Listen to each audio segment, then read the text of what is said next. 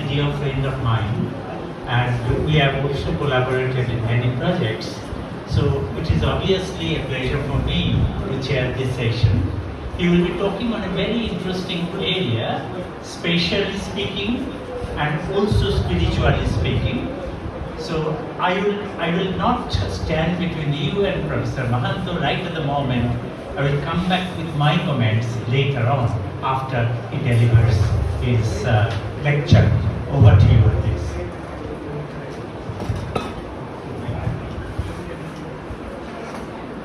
No, it's okay.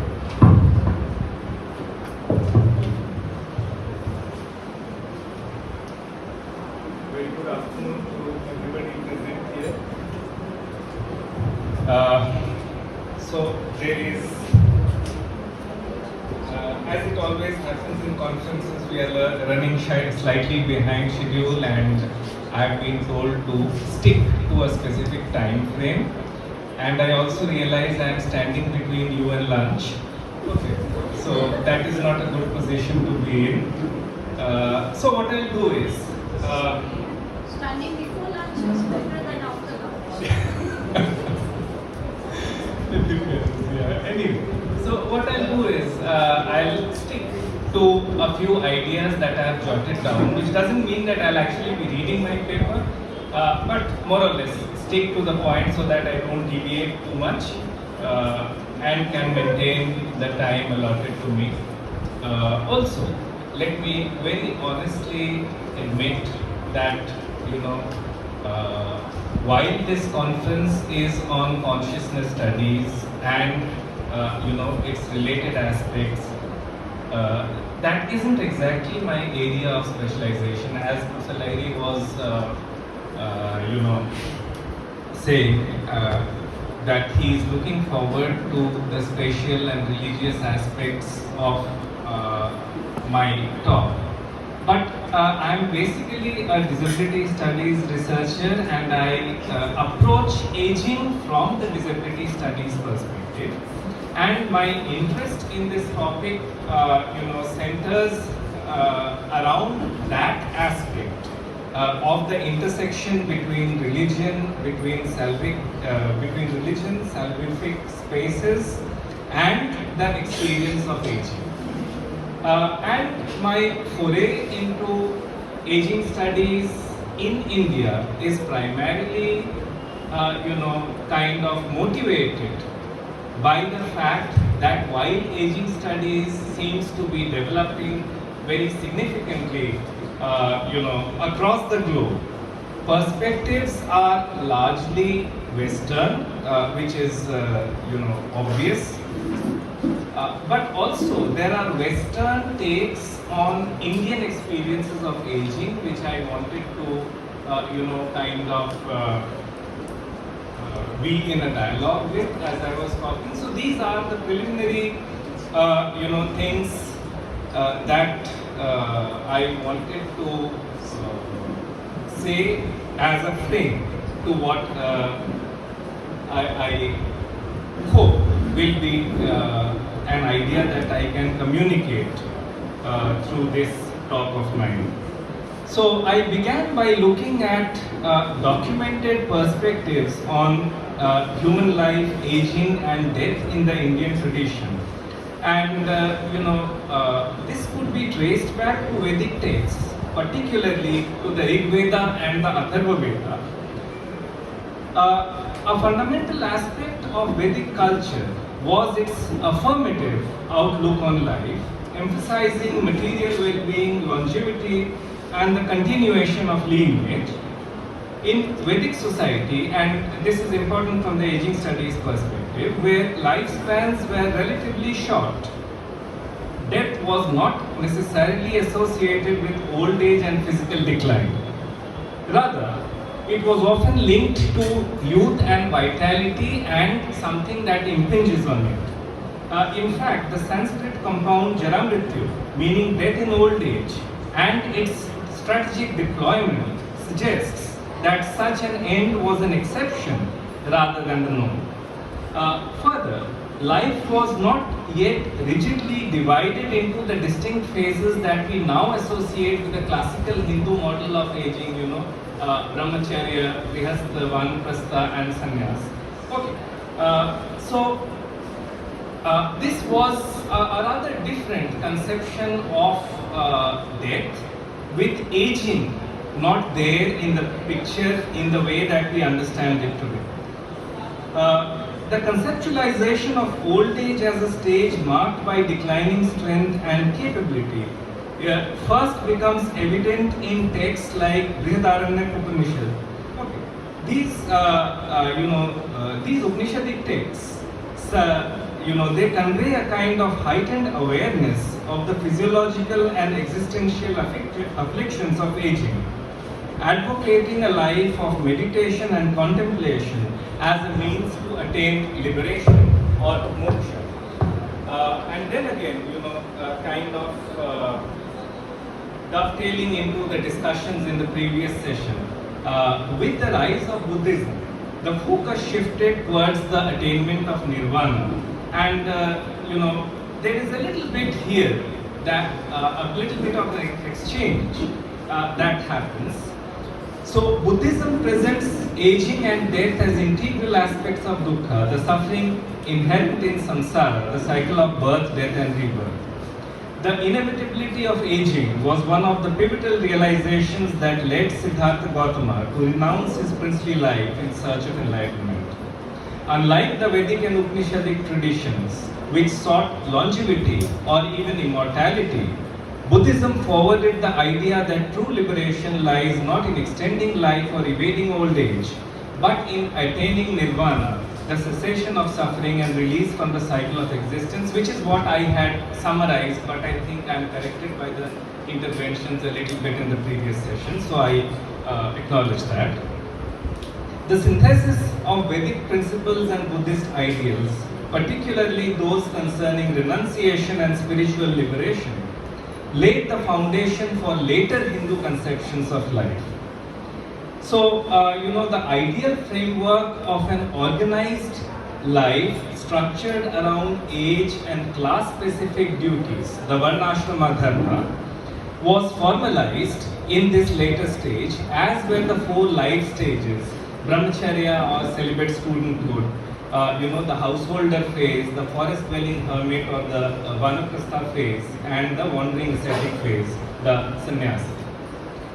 Now, the classical Hindu ideal of life stages or the duties corresponding to the various stages of life divides human existence into 4 distinct phases. I might end up, saying a lot of things that you already know. But I, kind of intend to focus on the last 2 stages. And for that, I need to repeat a few things. So these stages are aligned with the 4 purusharthas or goals of human life: dharma, artha, kama, and moksha.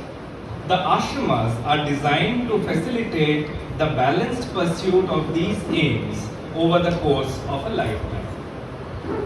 So then we have the things that are to be undertaken in the different stages of human life. The first 2 I just skip. So the vanaprastha stage, I start from there, serves as a transitional phase between the active life of the grihastha and the contemplative life of the renunciant. Having fulfilled familial and social obligations, the householder gradually withdraws from worldly affairs to live in seclusion, often symbolized by retreating to the forest. Now, although the ashrama framework, and this is an observation that I want to share, is not strictly age-based, if we look at it today, vanaprastha is typically associated with later life, and its practitioners are often depicted as the elderly. Right. So that is a kind of conflation of the 4-stage classical Hindu model with our present-day, realities. Now, the final stage, sannyasa, is marked by complete renunciation of material attachments and a singular focus on spiritual liberation. In this stage, moksha, liberation from samsara, the cyclical process of birth, death and rebirth, emerges as the highest goal. This liberation is not merely an escape from suffering, but a realization of the true self and its unity with the ultimate reality Brahman. It signifies transcendence beyond ignorance, ego and material illusion, revealing the eternal and unchanging essence of existence. So this is where I just transition into my next section. Before I briefly summarize, renunciation in Hindu thought is thus intimately linked to old age, not as passive withdrawal, but as a transformative culmination of life. This is one observation. This association stems from both practical and philosophical considerations. Earlier stages of life are marked by engagement in familial, social and occupational roles. Once these duties are fulfilled, detachment from worldly concerns becomes both meaningful and attainable. This, coupled with the physical and mental changes brought on by aging, serve as a natural impetus for inner reflection, but this part comes in slightly later in time. So, the next point that I wish to talk about is about salvific spaces and Varanasi as a salvific space. Now, the very close relationship that we observe between sites, divinities and salvific spaces is what I'll now focus on.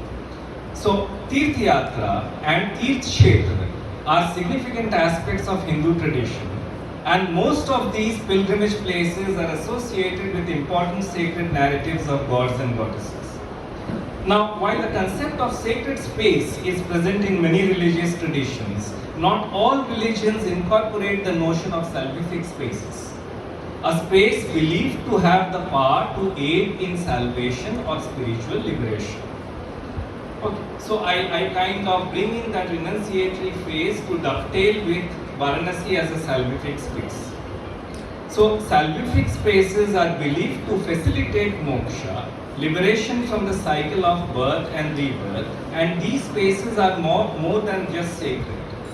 They are thought to possess intrinsic spiritual power capable of accelerating one's journey to liberation. Such salvational paths are associated with many sites, the most significant one being the city of Kashi or Varanasi. Kashyam Maranam Mukti, that is, death in Kashi is liberation, elucidates the city's essence. In Varanasi, Lord Shiva is said to whisper the salvific mantra in the ear of the dying, and they attain liberation. The pursuit of salvific goals is thus one of the primary reasons for undertaking a pilgrimage to Kashi, among the many others. But this particular goal attracts mostly older individuals seeking moksha. So Kashi is not just a physical location but a metaphysical gateway to liberation. So it therefore represents a kind of confluence of life, death and eternity, making it a pilgrimage destination unlike any other, where people do not just visit to worship but live on to die in hope of attaining moksha.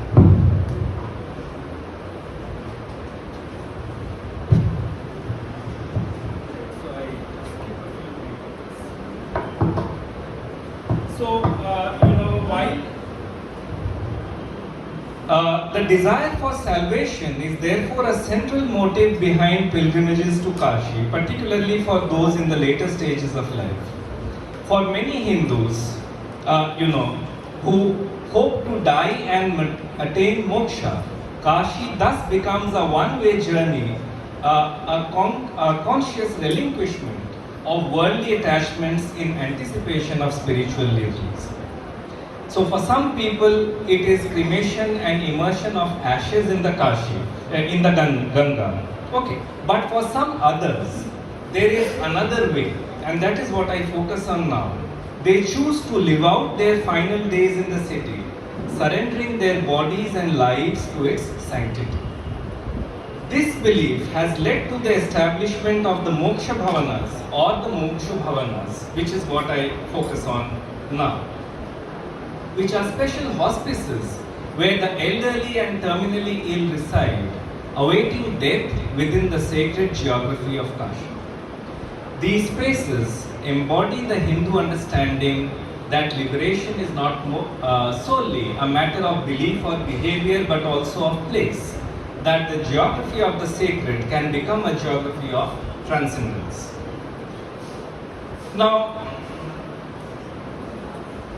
these hospices, which cater specifically to the mumukshus, that is, those who seek liberation, are very interesting sociological sites. Now, one such institution that I focus on for a specific reason is the Kashila Mukti Bhavan, located near the Asi Ghat area. It was established to provide accommodation to elderly individuals who arrive in Varanasi with the intention of making it their final resting place, guided by the hope that death in this sacred city will bring about moksha.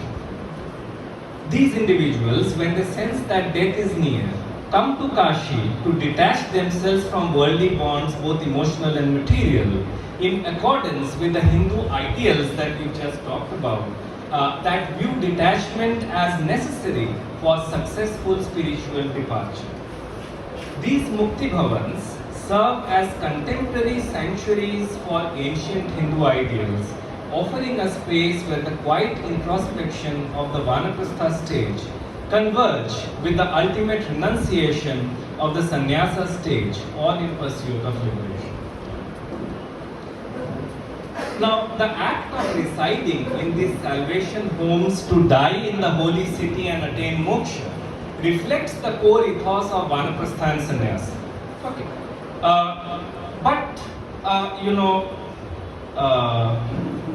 Okay, let me just elaborate this a little more and then come to the next phase. So, Vanaprastha as the preparatory stage for dying forms the guiding principle for Kashivas.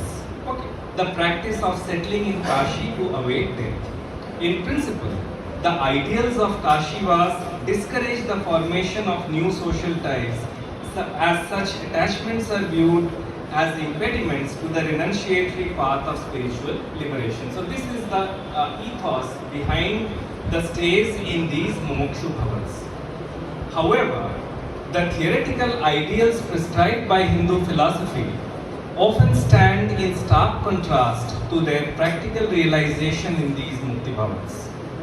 This tension between philosophical doctrine and lived experience is what I wanted to focus on in terms of the experience of aging within Hindu tradition in contemporary times. And for that, the one text that I've chosen is a cinematic text called Mukti Bhavan, which illustrates how old age, as envisioned in Hinduism through the Vanaprastha and Sannyasa stages, is often significantly removed from its practical enactment.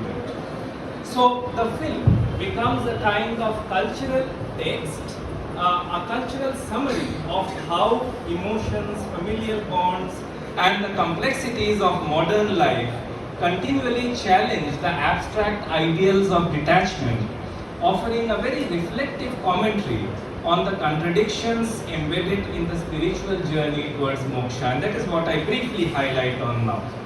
Do I have around 15 minutes more? 10 minutes. Okay.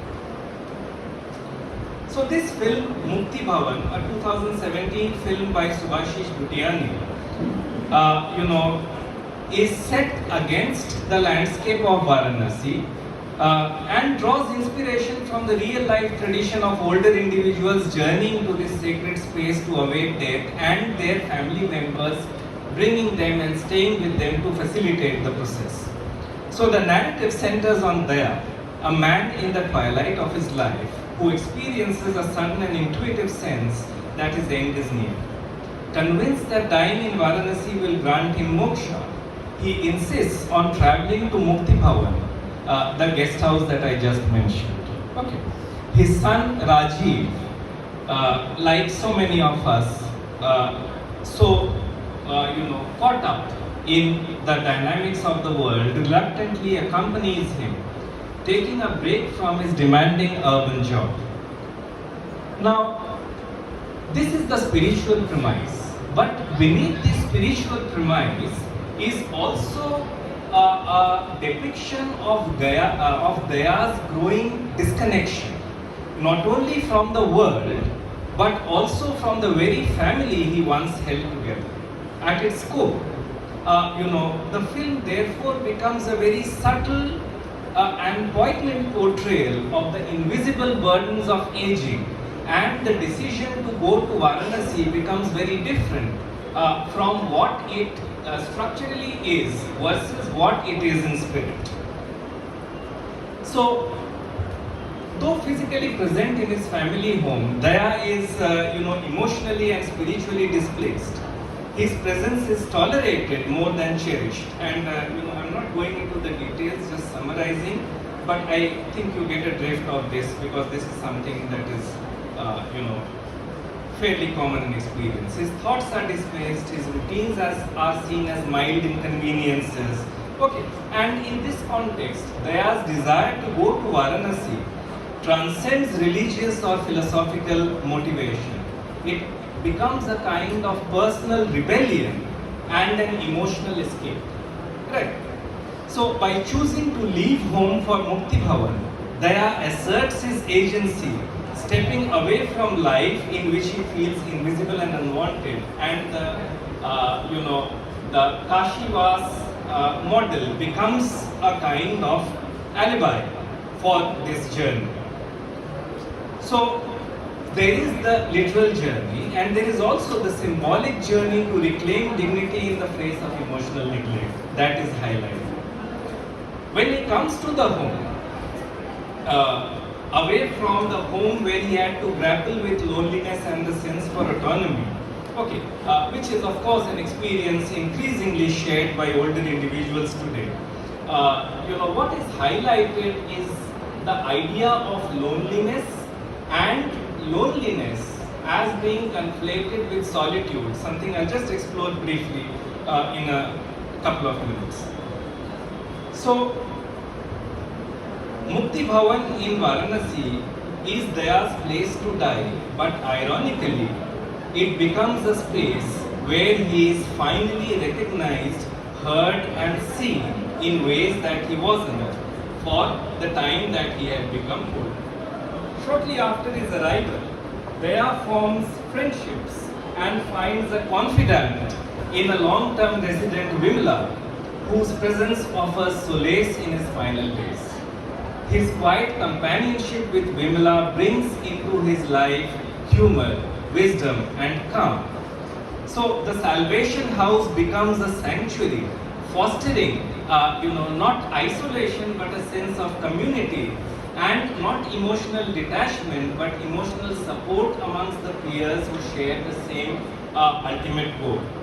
And thus the film becomes a kind of modern reinterpretation of the traditional Hindu view of old age and moksha, subtly challenging the long-standing notion that liberation must be achieved through isolation, renunciation and ascetic withdrawal.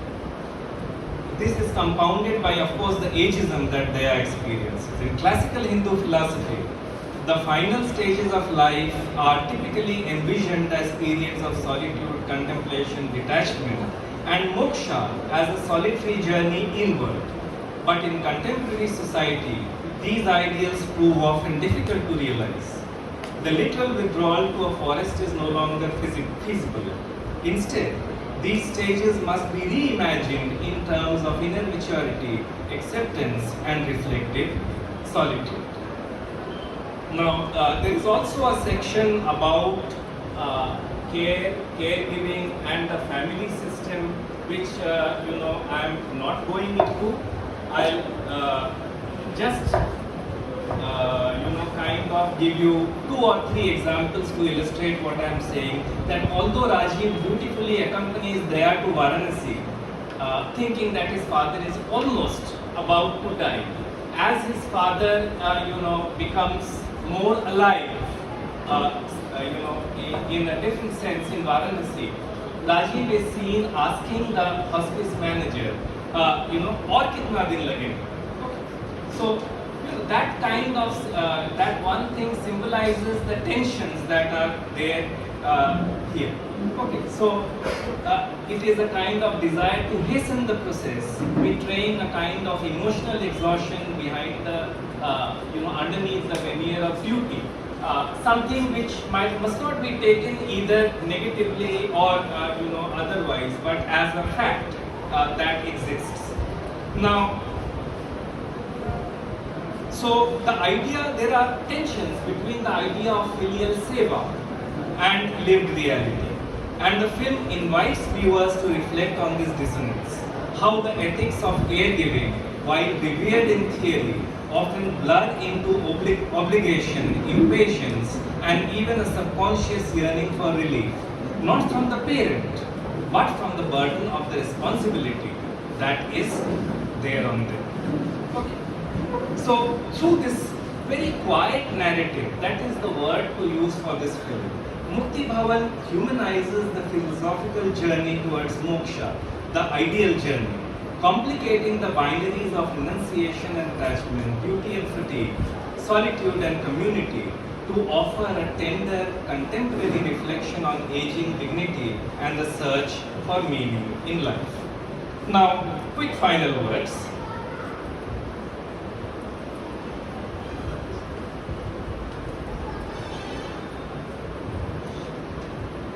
So, the film also gently reminds us, or rather reframes, moksha as not the product of isolation, but as something that may also be found in companionship, empathy, and shared vulnerability, if we choose to look at it that way.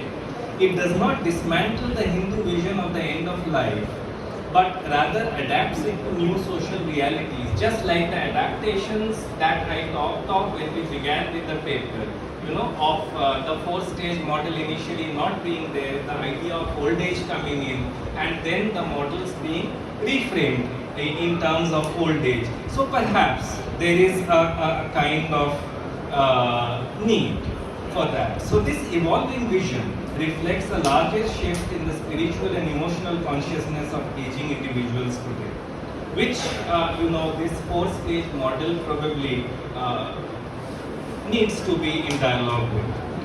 While the sacred ideals of Hinduism continue to offer guidance and aspiration, and the practicalities of modern life, urbanization, nuclear families, professional obligations demand a rethinking of how these ideals are lived. Now, instead of viewing these as divergences, as failures or dilutions, it can be seen as a creative negotiation between timeless spiritual goals and the pressing needs of the present. In the gap between classical prescriptions and modern day conditions, new forms of meaning making emerge, ones that honor both the inner journey of the soul as well as the outer realities of human connection and care. I end with this. Thank you.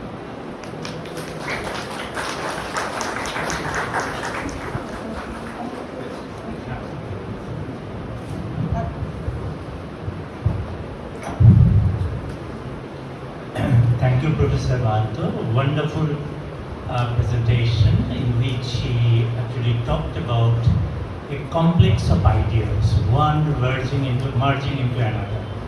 And these are all interconnected. For me, someone who is not familiar with Hindu philosophy and Hindu spiritualism, I for a long time felt Varanasi to be an interesting place, an interesting space. Because I was for some time engaged with Kalapani crossings, with the indenture labor movements, and I found that Varanasi, Kashi had always been the source of interest for the Arkatis. Arkatis collected women from there and sent across the seas. So for me, it was that kind of a place. So in addition to spiritualism, it had other kinds of importance as well. As I understood the presentation, the significance of the presentation, Varanasi or Kashi, and more at the nuclear level, the salvation houses. These, for me, are all places, both places and spaces. Spaces in the sense that certain cultural values were practiced therein, social and cultural values. Now, as I saw his presentation was basically on aging and how the place transforms, gradually transforms from old sites of spiritualism and waiting for death and moksha. Things gradually are changing. As I was listening to him, I was thinking of Van Genep's idea of the passage of life, passage of rites of passage. In rites of passage, Van Genep obviously felt that the limens, the places where the transformation changed actually, in every part of the life, where the changes occur, these are invariably accompanied by certain rites. So Kashi is also a place, Varanasi is also a place where certain rites and rituals are performed. You find in the space and the place of Varanasi not only the cremation ground, not only the river, not only the pilgrimage, the desired site of visit, but also within that place, the salvation houses or hospices or whatever you call it. The connotation changes with the names that you use. Vriddhashram is often used with negative connotations, but moksha house or salvation houses acquire different kind of connotations. So you see, Professor Mahanta has delineated the lives of the ashramas, okay, where certain cultures, certain rites are practiced. But what is interesting is that he ended with the changes that is visible. The salvation places are being also used as places of resistance, or at least the place people go there. It is a very gendered place, and people go there, women go there either for shelter from a horrendous kind of a life, and some kind of agency can be acquired there within that particular space. So with modernity, with the incoming of modernity, the changes that are taking place in the society at large, things are also changes. He ends with certain examples. The narratives point out towards that. With this, I would like to stop here and I would like to take 2 or 3 questions, please. From what based on the discussion by Professor Mahanta and Professor Lahiri, it's not really a question. I was wondering if these moksha houses, they have been given meaning and agency by their spiritual foundation. So if we talk about the old age homes from a negative perspective, these moksha houses are definitely, we can look at it more positively. They have more agency. So perhaps it is not a matter of resignation in the old age, but reinventing the self in the old age, right? Is that what we are looking at? Reinventing the self instead of resigning the self. Something that we see in the old age homes, but that is a very different way of looking at life in these moksha houses where they are not left behind, but they go there with their own agency, of their own volition, not resigning their selves, but with the hope to reinvent the self, from a spiritual perspective perhaps. And then, as you said in that cinematic text, Daya does find community and a reinvigorated self perhaps to lead through life and make the passage. That's what I thought was. Gautam sir has a question.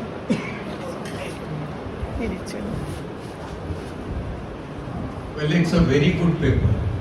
I really appreciate. Throughout, it is excellent. I just want to replace the word spiritualism with religionism because it has nothing to do with spirituality.